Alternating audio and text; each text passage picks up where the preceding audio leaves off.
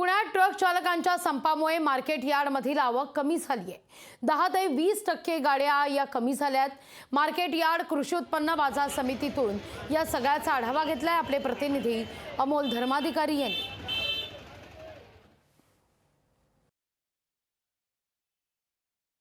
शहरामध्ये सध्या पेट्रोल पंपावरती मोठ्या प्रमाणात पेट्रोल खरेदीसाठी रांगा लागलेल्या आहेत। खरं तर ड्रायव्हर संपावर जाणार आहे अशी अफवा आहे जी ती कालपासून उडाली आणि या अफवेनंतर शहरामध्ये मोठ्या प्रमाणात पेट्रोल आणि डिझेल खरेदीसाठी रांगा लागलेल्या आहेत। मी सध्या पुण्यातील लोणी काळभोर या ठिकाणी आहे, ज्या ठिकाणाहून पेट्रोल आणि डिझेल हे जे आहे हे वितरित केलं जातं।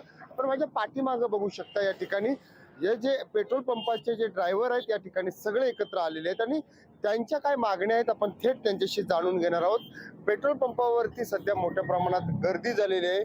तुम्ही संप करणार आहात अशी अफवा आहे जी समोर येते, काय सांगा? आम्ही आजपासून नाही संप करणार, पण आम्ही 4 तारखेपासून संप करणार आहे। त्याचा आम्ही रीतसर जिल्हाधिकारी साहेबांना पत्र दिलेलं आहे। आज लोणी काळभोर पोलीस चौकीला पत्र देणार आहे आणि आमची मागणी एवढीच आहे की आम्हाला जे हिट अँड रनच्या कायद्यामध्ये 10 लाख रुपये दंड आणि हे 10 वर्ष शिक्षा त्यांनी त्यात सी केलेली आहे, ते व्यवस्थित त्यांनी त्याच्याबद्दल ड्रायव्हर। लोकशाही मराठी ऐका, पहा, जागरूक रहा।